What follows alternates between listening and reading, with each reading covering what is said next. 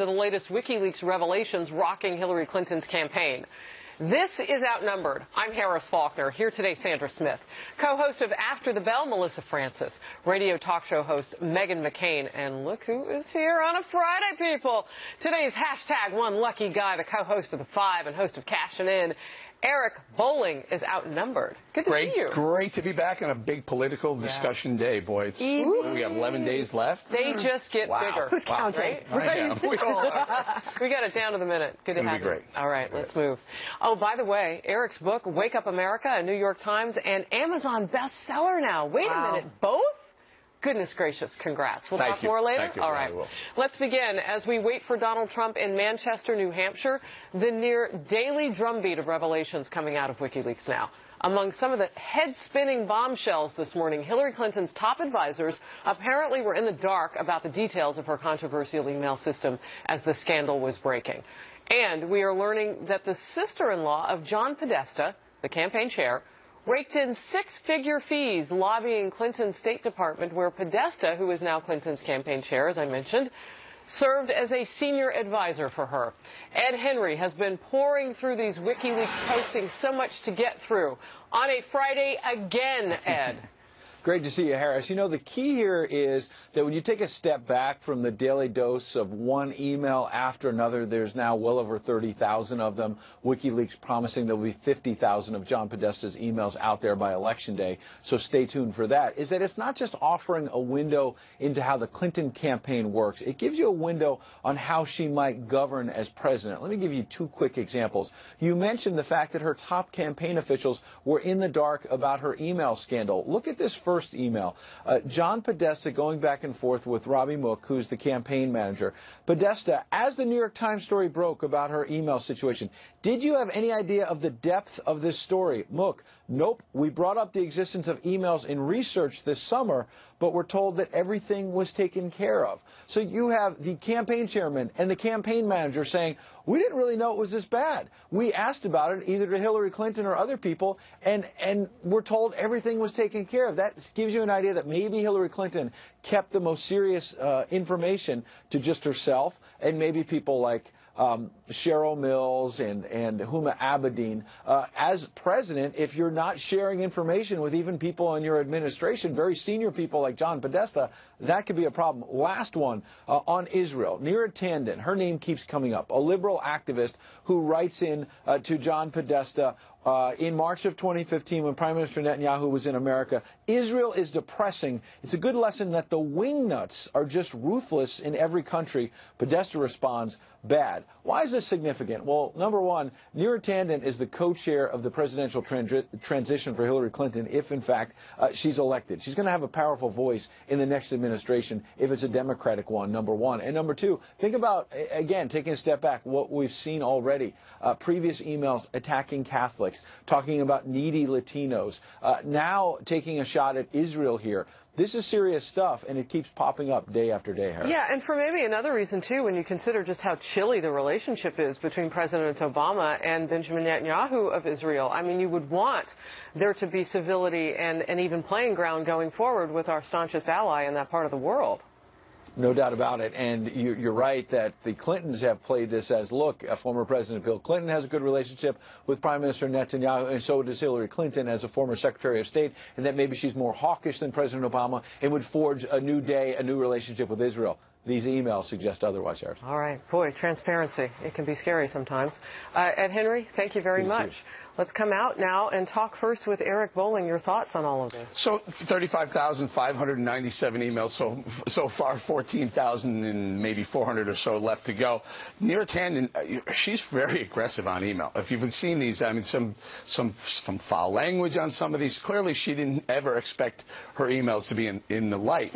I will tell you that a lot of them, it's not adding up to a lot for me, but the ones that do are crushing it. For example, yesterday, the Podesta stuff, the Podesta and Kim, how's this? Kim Strassel wrote an op-ed in today's Wall Street Journal. It's a lead op-ed talking about this relationship between Teneo, a corporation that's set up as a PR/lobbying firm to unite Bill Clinton, access to Bill Clinton with these big donors, Coca-Cola, UBS, Dow Chemical. $19 million goes through Teneo, ends up in Bill Clinton's pocket. These are massive, massive crony agreements. And what Kim draws the line, she says the Clintons don't have that line.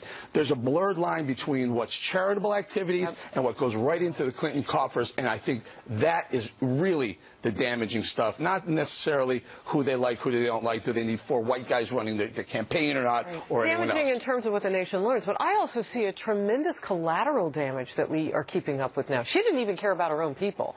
I mean, they didn't know what was going on, but they would be tasked for defending her. And I think about people like the New York City Commissioner, formerly Bill Bratton, who's now with Teneo, and the collateral damage that some of these people who've gone to work for these subsidiaries may feel. I don't know. It's a bigger picture now with these emails. It is. I wouldn't cry for Bill Bratton. I'm sure he's making a fortune. I mean, that's the reason why these people go over and become consultants. I mean, they essentially go on the dole over there at Teneo. To me, I agree with you. It begins and it ends with the foundation. They brought the 2014 nonprofit Lawyer of the Year out of retirement to go through the foundation and look at the documents, and her findings were amazing. She said that the oversight required by federal charity law, none of it was in place there. She said donors expected a quid pro quo in return for their contributions. You have people at other networks saying the foundation has to be closed. Oh my goodness, that horse is out of the barn. I mean, these people have already paid the Clintons $15, $12 million in the case of the King of Morocco. He's looking for payback. It says it right there in their documents. They expect something down the road. They've already paid, and when she goes to the White House, she's going to pay all these people back. The Saudis, Abu Dhabi, King of Morocco, Goldman Sachs, all the people that paid her expect favors. At the very least, she's got to prove that she won't be doing that. And she's got to prove it pretty quickly. Right? Okay. And this is not the first time we've heard quid pro quo. So then why, going back to John Podesta being left in the dark, why would Hillary Clinton, when they were self-vetting, why would she have not put everything out there and told him, quote, that everything was taken care of with the emails? So when I read through these emails and all the articles on this, there are 2 things that struck me. Number one, the fact that Chelsea Clinton had a concern about the people who are working for the Clinton Foundation. It is quite obvious that Hillary Clinton is Tony Soprano and her consiglieres, Cheryl Mills and Huma Abedin, these henchwomen that will do anything and everything for her, even if it's illegal, even if it's compromising national security. And what concerns me is we're going to have a president who only relies on these 2 women who for concern and for these 2 women for everything, and not include her advisors and the people that also work for her. It's when you're talking about the White House and the incredible decisions that they have made for a president. If you're only consulting 2 close women who will do things illegally for you, that should raise. Can I add to this? We're going to fix your mic in like 10 seconds for people who can hear it. So here's the issue. Hillary Clinton was at the State Department. Doug Band, Cheryl Mills, Huma Abedin were jumping between State Department, Clinton Foundation, and Teneo. And herein lies the problem. Because you can say, all right, so Bill Clinton ingratiated himself to the tune of about $116 million through the access that he was providing, Teneo is providing, but the Clinton Foundation is separate. No, it's not. The Clinton Foundation was also taking money from them too. So Teneo would say, hey, you want access to Bill Clinton? He's the former president. That's fine. We'll give you access. You need to pay $500 grand for Bill Clinton to speak, or you need to make a donation to the Clinton Foundation, and we'll provide access. It's really incestuous what they did. And this is in the email. That's years of this they've been doing this. This is fact. This is not opinion. This is what they wrote. So you started with this is a window, perhaps, into the world of how a Clinton administration would run. And the people that she would keep close to. I want to know who she would listen to, who would have told her that this wasn't just a bad idea, it was like the worst idea if she ever intended to run and win. I mean, if she they don't care, Harris. They don't care. And Kim Strassel points it out, and she calls it grifters. Chelsea's running the foundation. Grifters in chief, which means, you know what a grifter is? A grifter shows up and takes everything, invited or not, they show up and they don't leave until they get everything they could possibly get from the host. Does President Obama care about this, do you think? I don't know. He doesn't seem to be involved. I mean, he did originally because he was the one that said that there needs to be this Chinese wall and that they need to stop taking money from foreign governments. And he said, I mean, this was his concern. He also defended her and said she did nothing wrong.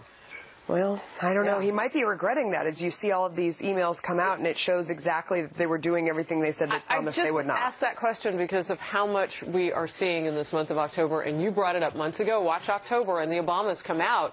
I mean, this is complicated. But here we are 11 days out, and so we can talk about this on the couch every day because these emails are coming out, it seems like, every day. And what really political impact is it having? There are a massive amount of undecideds right now, more than probably in the last 5 or 6. Are there?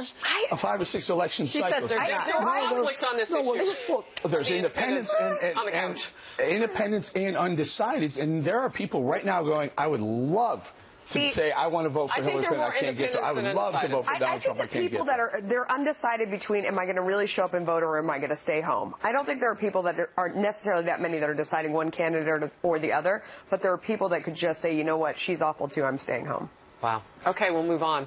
After that Access Hollywood tape came out, a lot of Republicans pulled their support for Donald Trump. Remember the lewd comments he made? Now they're doing an about-face. This is like the 5th about-face, isn't it, for them? The Republicans who are jumping back onto the Trump train, and whether more will follow. And Donald Trump going after Joe Biden for saying he'd like to take Trump behind the gym for past comments about women. Trump says he dreams of fighting the vice president. But argues the press would tear into him if he ever said anything like that. Is he right? Stay close. Donald Trump holding a rally this afternoon in the battleground state of New Hampshire. And with just, count it, 11 days to go until Election Day, more high-profile GOPers are reversing course, now saying they will vote for Trump. We told you about Congressman Jason Chaffetz yesterday, the chairman of the House Oversight and Government Reform Committee, tweeting he won't re-endorse Trump, but he will vote for him. Also, Republican Senators John Thune of South Dakota, Deb Fischer of Nebraska, and Mike Crapo of Idaho, who all called for Trump to quit the race after that Access Hollywood tape was released, are now saying they will vote for him after all.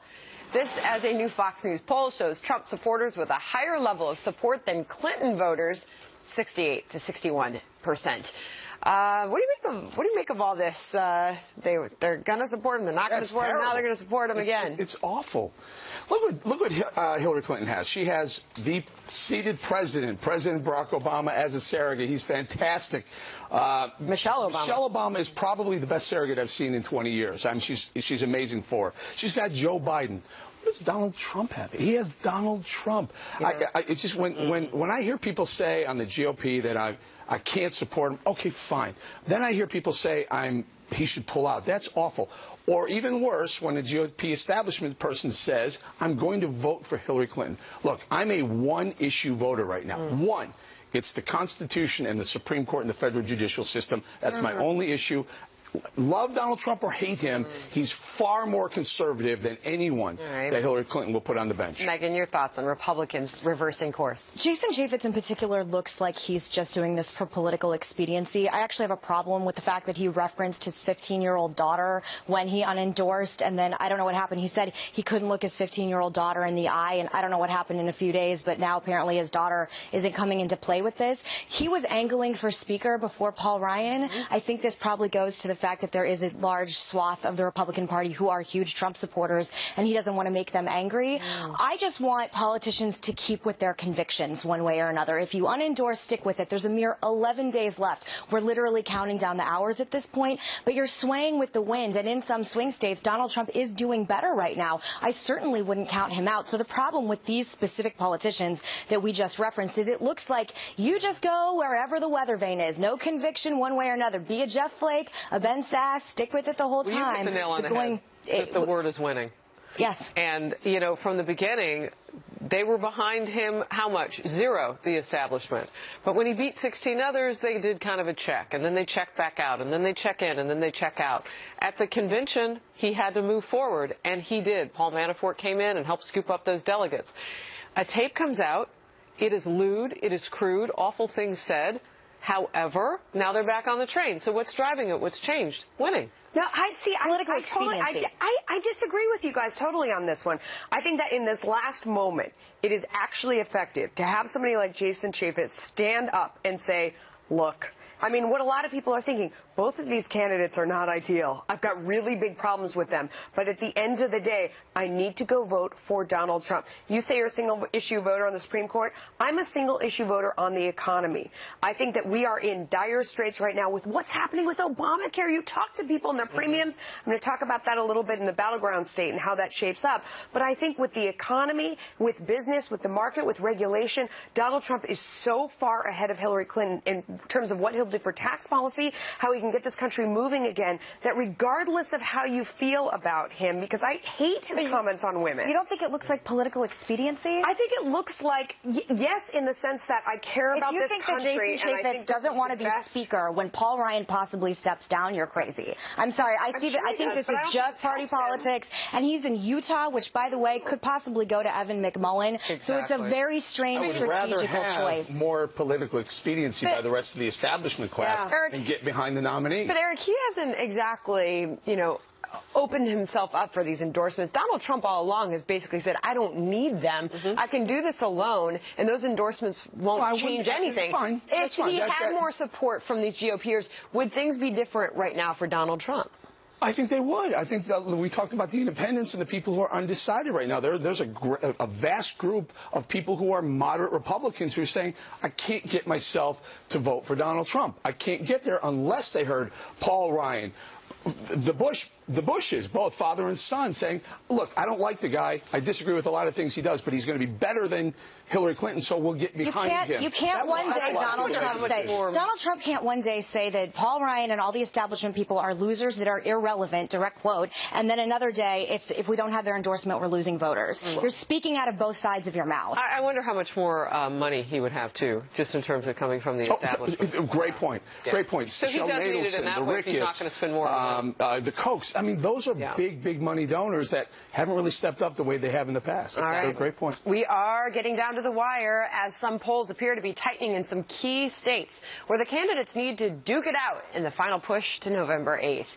And speaking of duking it out, some rough and tumble language from the vice president and the Republican nominee, Donald Trump asking why Joe Biden seems to get a pass when he'd get slammed for the same language. We'll debate it next.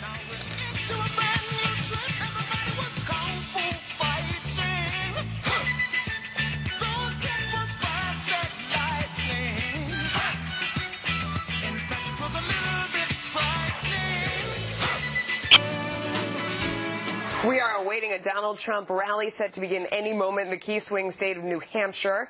This as new polls show Trump and Hillary Clinton locked in a close race in some key battleground states. In Iowa, a Quinnipiac poll of likely voters shows the candidates tied in a four-way matchup.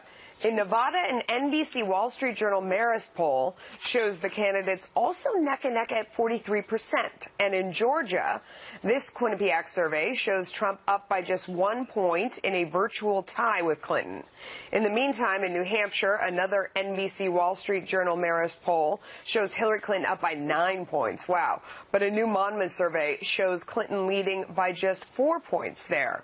Meanwhile, the Wall Street Journal is reporting that Donald Trump is pumping an additional $10 million of his own money into his campaign for a grand total of $66 million so far. Megan, you and I were talking before the show about what could change the tenor in a lot of these states, especially the battleground states.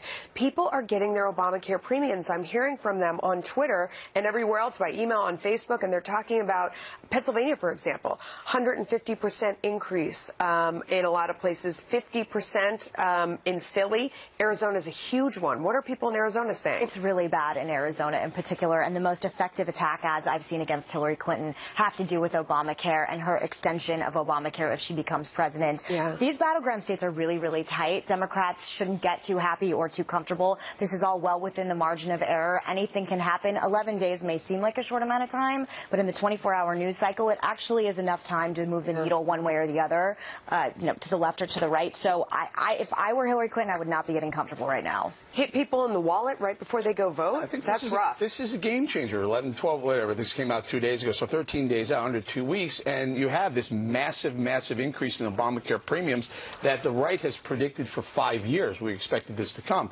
Jonathan Gruber said, don't worry, Americans are dumb enough to buy into this, and then we did somehow anyway because the Supreme Court changed from fee and penalty to tax.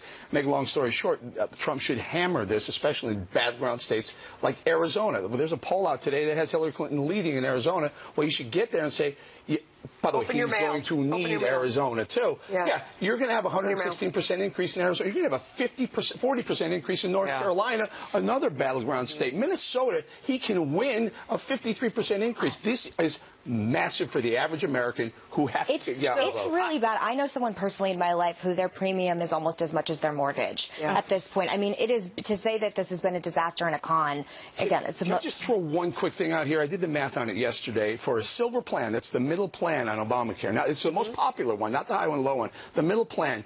If you're 40 years old, a non-smoker, you're going to pay between premiums and deductibles $8,500 out of your pocket before the government or the insurance company pick up a penny for a cold or a strep throat. Not one penny. You know, there's another segment of voters that this hits, too. I mean, it hits everybody, but it's interesting because Donald Trump has done so much outreach recently to the African-American section of the voter electorate.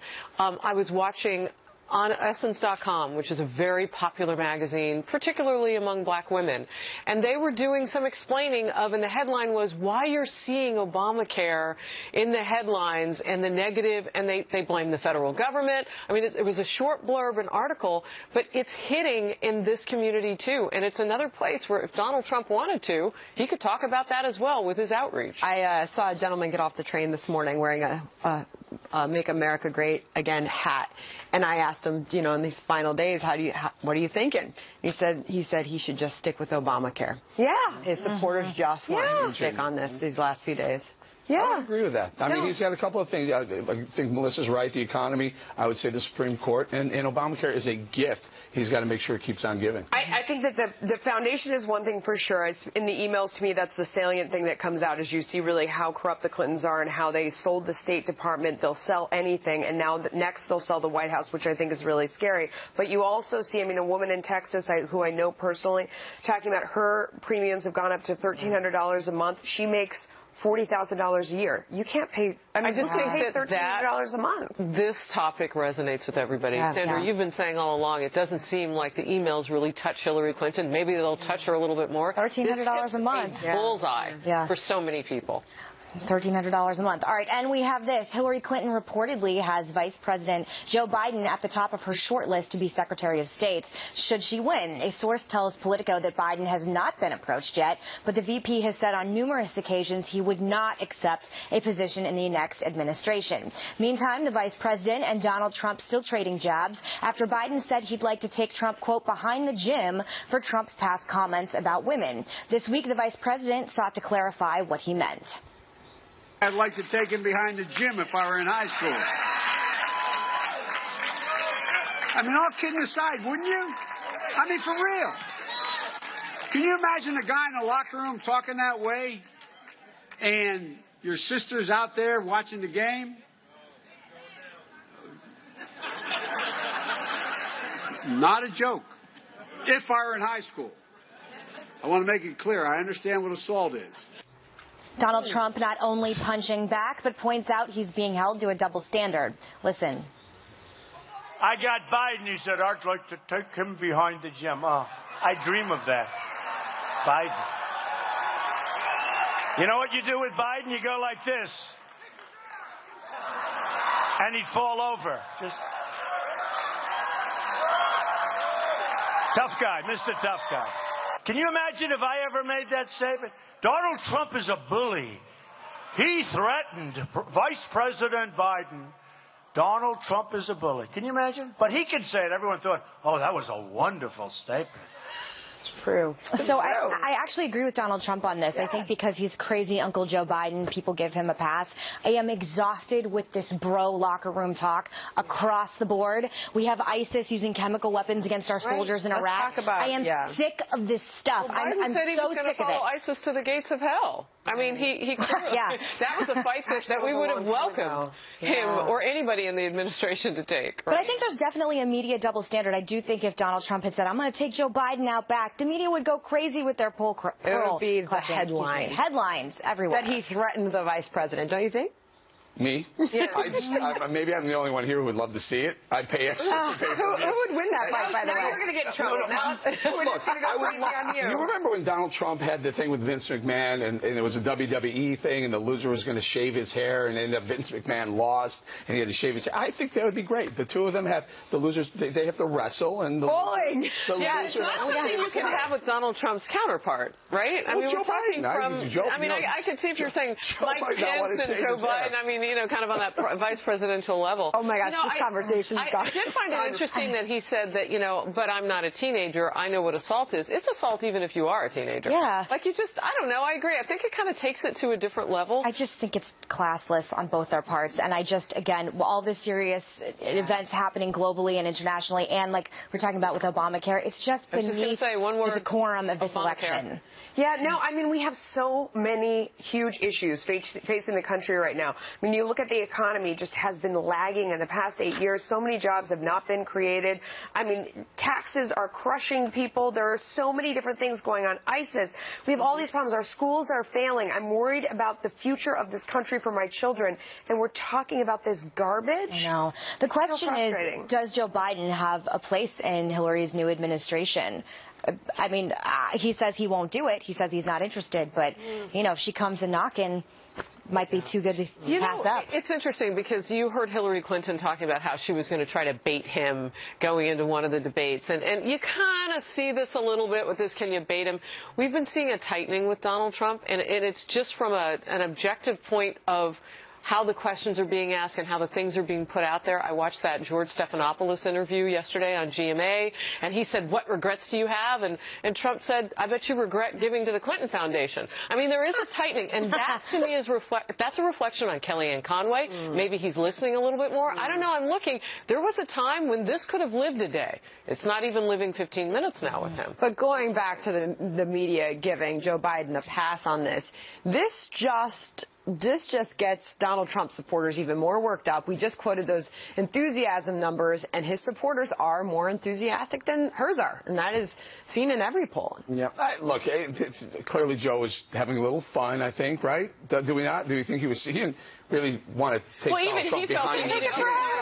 I was only, I'm kidding. And Donald Trump, teenager. of course, picks up on it. That's what Donald Trump has done for a year and a half. If you can have that kind of, stepped up, amped up rhetoric and have a little fun with it, he does. And you're right, Sandra. No, his supporters buy into it. They love that. That just makes them, it's like catnip. Yeah, he pivoted and went right back. His but I remember a time when the it. pivot would not have happened. This is fresh meat for his supporters. The problem is he needs independents and swing voters right now, and I just don't know if that, actually, I know that doesn't move the needle at all, one way or the other. All right, Donald Trump going on offense, ramping up his talk of a rigged election and suggesting he may sue NBC over that Access Hollywood tape. Next, whether this is a winning strategy for the Republican nominee.